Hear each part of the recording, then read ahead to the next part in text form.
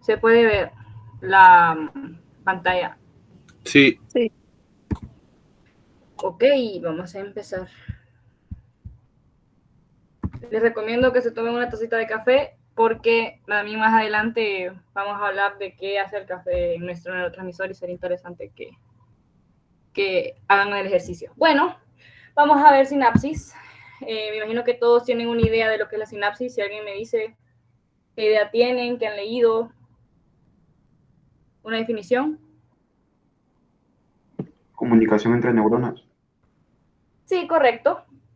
Ahora, si nos queremos poner de manera más textual, son regiones especializadas entre neurona y neurona o entre neurona y una célula que puede ser excitable. Por ejemplo, la unión neuromuscular, que es de una neurona a una fibra muscular, también. Esa es una sinapsis. Ténganlo eso en cuenta.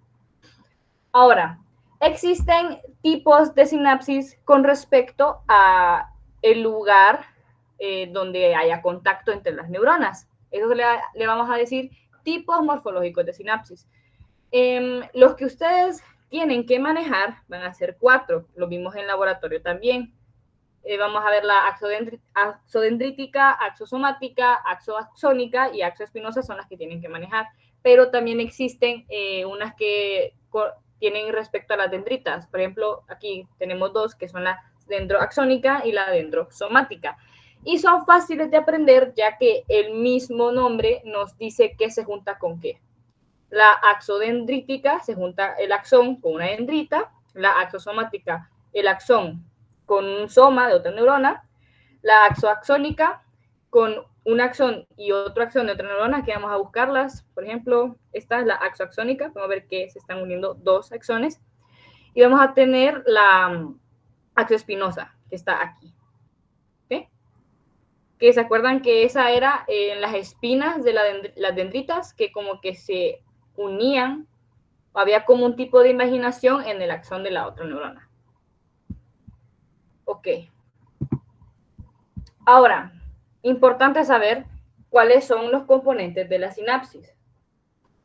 Son 3. Vamos a tener lo que es la membrana presináptica, vamos a tener la hendidura sináptica y la membrana postsináptica. Esto es característico, pues, esta imagen que tenemos aquí es característico de las sinapsis químicas, si se acuerdan, que el espacio sináptico o la hendidura sináptica es mucho más grande, pues, para que los neurotransmisores puedan difundirse, ¿verdad? Y llegar a los receptores de lo que es la membrana postsináptica. Ahora, vamos a tener 2 tipos de sinapsis. Vamos a tener la sinapsis eléctrica, la sinapsis química, y hay diferencias muy relevantes entre cada una de ellas. Primeramente, la sinapsis eléctrica es mucho más rápida, es bidireccional. Recuérdense que van en ambos sentidos. Ahí tengo aquí una imagen. Bueno, aquí tengo una imagen para explicárselo mejor.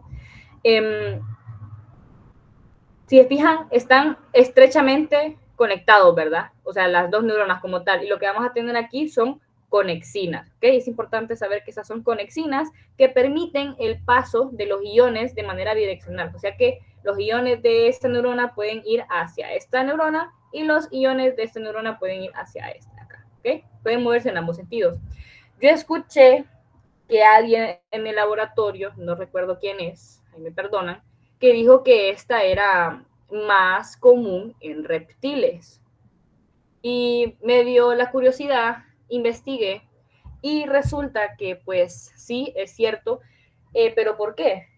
En palabras sencillas, entre menos complejo sea el sistema nervioso de un organismo, por ejemplo, los artrópodos, insectos, reptiles, vamos a encontrar más sinapsis eléctricas, ya que ellos se ven regidos por instinto como tal. Ellos responden a un instinto. Mientras más complejo es el sistema nervioso, vamos a encontrar más que todo sinapsis químicas como en los mamíferos y en nosotros, obviamente. Entonces, esa podría ser una explicación por qué esta es abundante en reptiles. Solo un dato ahí para que lo sepan. Ahora, otra característica de la sinapsis eléctrica es de que esta no va a tener retraso sináptico. ¿Qué es el retraso sináptico? ¿Alguno de ustedes sabe qué es el retraso sináptico? Bueno, el retraso sináptico se refiere a todos estos componentes que conllevan el movimiento de la vesícula, que tiene el neurotransmisor, se libera, se difunde. O sea, básicamente todo lo que pasa en la sinapsis química, ¿verdad? Porque eso toma un tiempo. A pesar de que sean milisegundos, necesita tiempo para que eso suceda. No es instantáneo. La sinapsis eléctrica no hace uso de los neurotransmisores, por ende no va a tener un retraso sináptico. Otra característica es que no va a presentar el agotamiento sináptico. ¿Qué es el agotamiento sináptico? Ahora, el agotamiento sináptico se refiere a que la demanda de neurotransmisores es mayor a la cantidad de neurotransmisores que se sintetiza. Es decir, que los neurotransmisores se necesitan más de los que hay disponibles. ¿Ok? Esos dos términos son importantes, no quiero que me lo vayan a confundir. Si no hay preguntas al respecto, pues vamos a avanzar con la sinapsis química. La sinapsis química ya dijimos de que la encontramos más que todo en sistemas nerviosos complejos, como el nuestro, en los mamíferos, y va a tener un espacio sináptico muy amplio comparado a la sinapsis eléctrica, ¿no? Eso es debido, pues, a la existencia de los neurotransmisores para que eso se puedan difundir, ¿verdad? A la membrana postsináptica. Esta sí va a presentar agotamiento sináptico, es decir, de que sí puede haber más demanda de neurotransmisor del que existe. También va a haber un retraso sináptico, que ya dijimos que es el movimiento de la vesícula que tiene el neurotransmisor, la difusión, el acoplamiento a sus receptores y el mecanismo de transducción para crear un potencial eléctrico o para hiperpolarizar la membrana postsináptica. ¿Hay preguntas hasta el momento? ¿No? Ok, vamos a pasar a lo siguiente. Esto ya lo hablamos.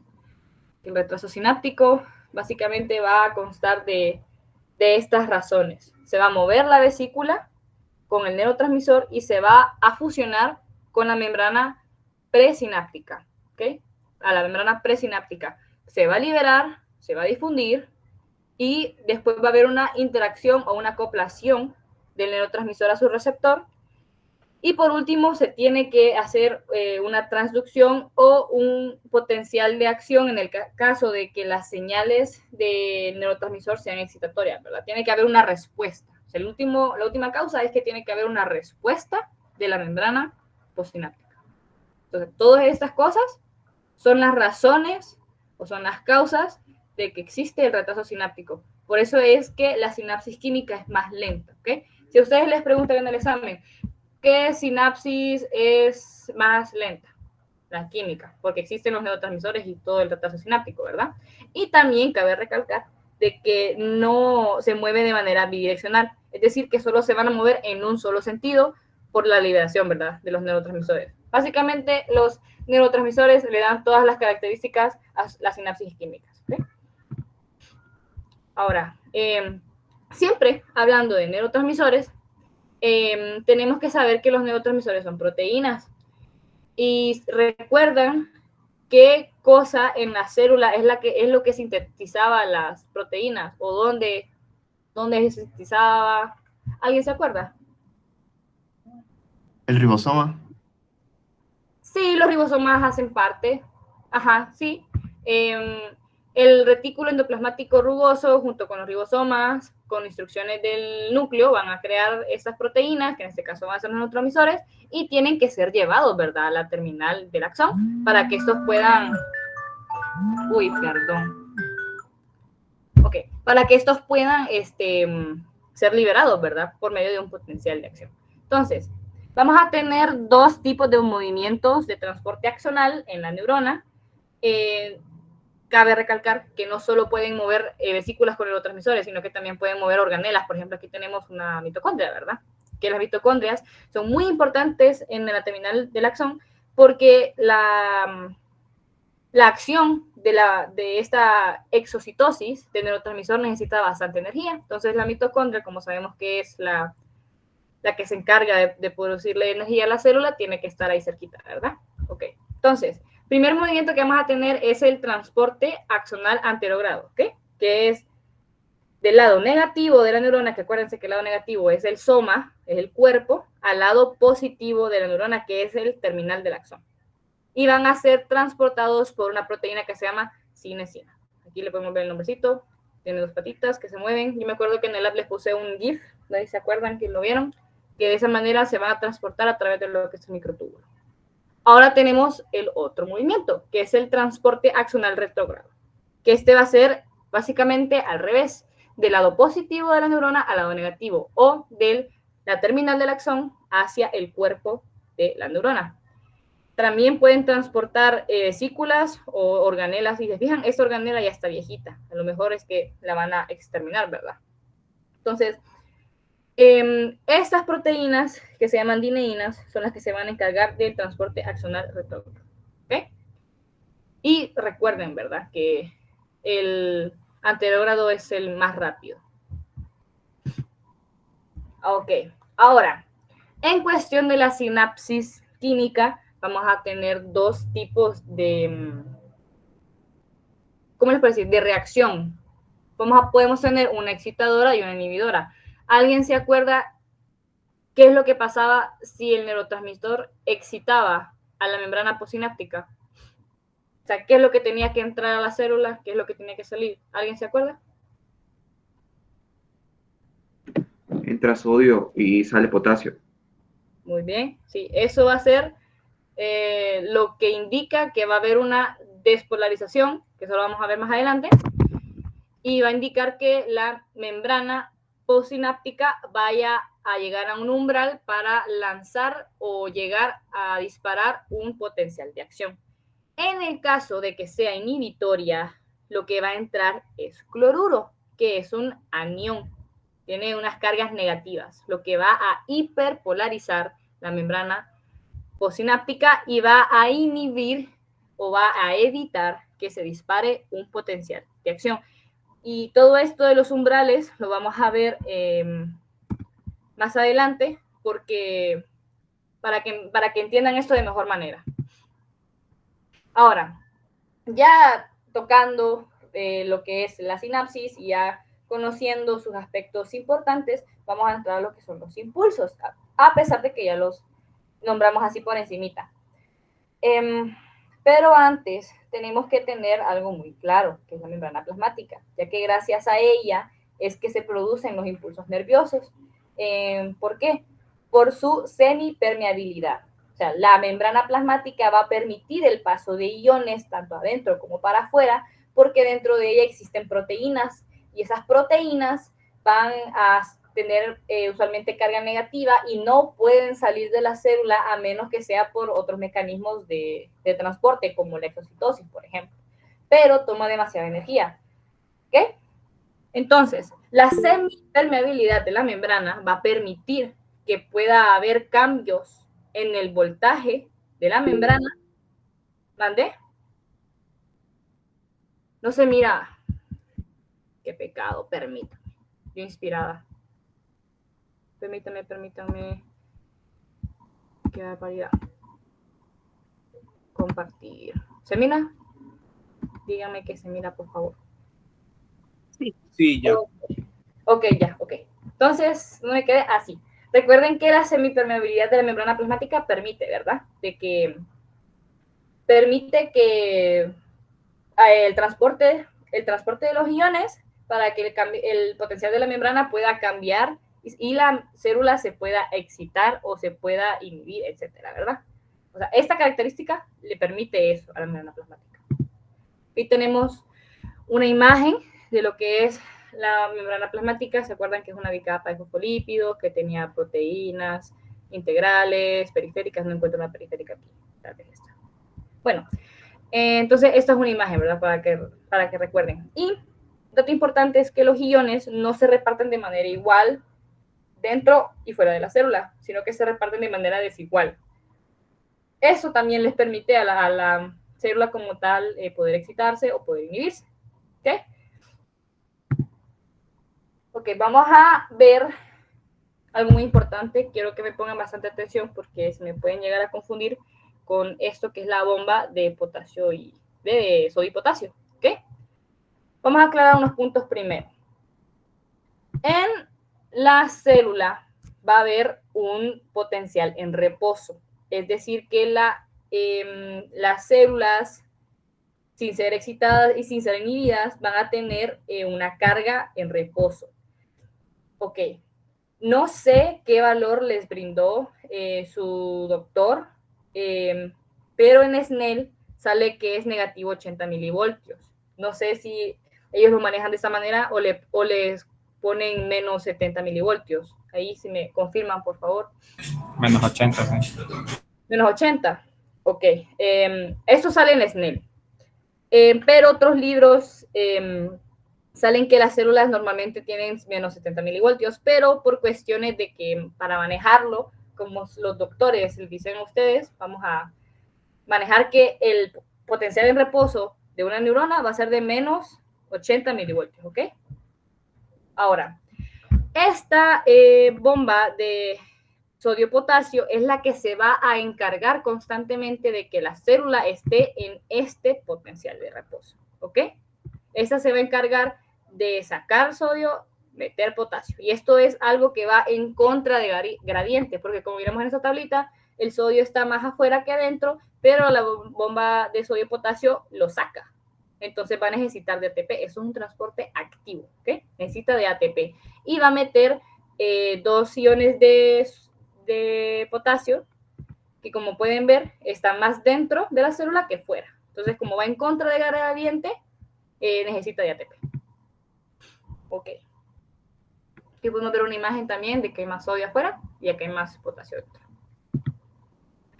Ok, esto creo que son los puntos claves que les acabo de mencionar, pero siempre lo vamos a decir. Que, como les dije, en reposo, la que se encarga de que, que el potencial de reposo sea menos 80 milivoltios va a ser la bomba, ¿verdad? La bomba de sodio potasio. Va a dejar entrar 2 iones de potasio y va a dejar salir 3 iones de sodio. Va en contra de gradiente. Y se cree, según Snell, se cree que es que los canales, ok, vamos a hacer una diferencia aquí. Los canales de sodio y los canales de potasio que son activados por voltaje no es lo mismo que esta bomba de sodio y de potasio, ¿ok? No son lo mismo. Esos son activados por voltaje o por el cambio de voltaje en la membrana. Esto es otra proteína, ¿ok? Si se confunden, no tengan miedo de interrumpirme, que yo lo vuelvo a explicar. ¿Ok? Ahora, los canales de sodio y potasio, que son estos que solo permiten ya sea la salida de potasio o la entrada de sodio, son los que se cree que son los responsables de la despolarización o de la repolarización de la neurona. Aquí tenemos otra imagen. Esta la pueden ver con más tiempito porque está como más detallada, porque eso tiene los estados de los canales de sodio y eso tiene los estados de los canales de potasio. Ahora, vamos a ver el potencial de acción. Alguien que sepa dónde es que se inicia el potencial de acción en una neurona. En el primer tercio después de la acción. Qué buenas rolas, pero no escuché. No escuché qué me dijo. Bueno, se va a iniciar en el cono axónico, ¿verdad? Aquí es donde se van a converger todas las señales que vienen de aquí, que vienen de acá, que vienen de todo lado, y se va a hacer un potencial, se va a disparar un potencial de acción. ¿Okay? El potencial de acción es importante que sepan que tiene que llegar, un estímulo tiene que llegar a un umbral. Un umbral es como un límite, ¿verdad? Si no llega a ese umbral, no se dispara el potencial de acción.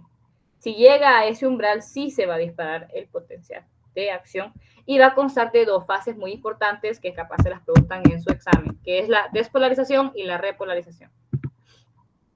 La despolarización es la primera fase de lo que es el potencial de acción. Esto, ¿qué es lo que va a pasar aquí? Primero, va a llegar un estímulo. Puede ser cualquier cosa. Puede ser que les agarraron la mano, no sé, cualquier cosa. Y si ese estímulo llegó a un umbral y dispara el potencial de acción, como hubo un cambio, un pequeño cambio en el voltaje de la membrana que llegó al umbral, va a hacer que los canales de sodio se abran y entre a la célula, lo que va a hacer que se vuelva más positiva. ¿Ok? Miren que aquí estamos en menos 70, que es usualmente el voltaje de reposo, y vamos a ser más positivos por la entrada de los iones de sodio. Ahora, cuando llegamos al pico, los canales de sodio se cierran y se abren los de potasio, y el potasio va a salir. Cuando el potasio sale, eso se va a llamar repolarización, ¿ok? Que es que como están saliendo cargas positivas de la célula, va a empezar a tener una carga más negativa. ¿Sí? Esta quiere llegar a su potencial en reposo. ¿Hay preguntas? ¿Los confunden algo? No, ok. Ahora, otro término que es muy importante, pero que no es parte normal de lo que es el potencial de acción, sino que esto sucede cuando hay una inhibición, es la hiperpolarización, que eso sucede cuando el voltaje de la membrana se hace más negativo. Es decir, que si la línea fuera hasta súper abajo y fuera negativo, que yo sé, negativo 110, ahí es una hiperpolarización, porque entran usualmente iones con signo negativo, y el caso que conocemos es cuando entra cloruro. ¿Okay? Eso es un ejemplo de la hiperpolarización. Ahora, así como existen estímulos que llegan a un umbral y disparan un potencial de acción, también existen estímulos subumbrales. ¿Qué quiere decir? Que los estímulos subumbrales no llegan al umbral y solo como que suben y se bajan rapidito, ¿va? Entonces no dispara el potencial. Pero ¿qué sucede? Si estos estímulos subumbrales se repiten en la misma, o sea, misma intensidad, pero mucha frecuencia, pueden llegar a ser sumados y crear un potencial de acción, ¿ok? Por ejemplo, acá, estos son subumbrales. Estos que están aquí es subumbral, subumbral. Pero digamos que fue el mismo estímulo, 1, 2, 3, y cuando fue 3 veces el mismo estímulo, se sumó en espacio y tiempo y disparó el potencial de acción. ¿Okay?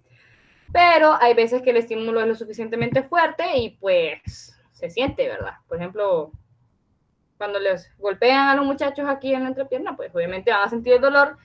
Y cuando unas muchachas se jalan el pelo porque están peleando porque, no sé, esta le quitó el hombre a este, pues es un estímulo que obviamente se va a sentir porque es lo suficientemente potente para llegar a lo que es el umbral.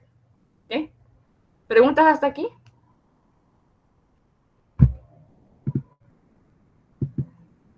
Ok, ahora vamos a hablar de lo que son los periodos refractarios. ¿Qué son los periodos refractarios?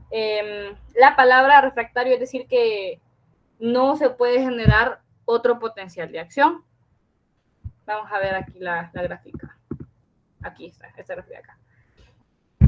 Va a haber dos tipos. Va a haber uno absoluto y uno relativo. El absoluto quiere decir que el periodo refractario, o sea, no se puede crear otro potencial de acción a pesar de que haya estímulo. No importa qué estímulo haya, no se va a crear otro potencial de acción. Y el relativo va a ser en el que sí se puede llegar a generar otro potencial de acción si hay un estímulo lo suficientemente fuerte para que se cree. Ahora, el periodo refractario absoluto va a ser en la despolarización del potencial de acción. Y el periodo refractario relativo va a ser en la repolarización del potencial de acción. O sea, aquí se puede generar otro potencial de acción si llega a haber un estímulo lo suficientemente fuerte, pero aquí no se puede. Y eso es porque los canales de sodio se cierran por completo en la repolarización. ¿Okay? Aquí podemos ver un resumen de lo que acabamos de decir. En reposo de 1080 milivoltios, el potasio tiende a salir, pero muy poco, muy poco. Si llega un potencial de acción aquí a este axón, va a entrar el sodio. Y miren, se dispara el potencial de acción y entra sodio. Entonces ahí es cuando empieza a hacerse más positivo el voltaje de la membrana. Y ya pasamos a lo que es la repolarización cuando salen los iones de potasio, que digan que ya está bajando, ¿sí? Y eso se repite, como pueden ver acá abajo, se repite. Despolariza, se repolariza. Despolariza, se repolariza. ¿Ok? ¿Preguntas hasta el momento? Bueno, este es un gráfico, ejemplo de la hiperpolarización. Si se fijan, está el potencial de la membrana, sí, el voltaje de la membrana, perdón, se hace más negativo, si va para abajo. O sea que aquí entraron cargas negativas a la que es la célula. Entonces, les voy a dar un break de 5 minutos, sí, de 5 minutos, porque me toca dar también neurotransmisores que les siga ese tema y así no nos perdemos, ¿verdad? Que estén en una secuencia. Entonces, nos vemos en 5 minutos, muchachos.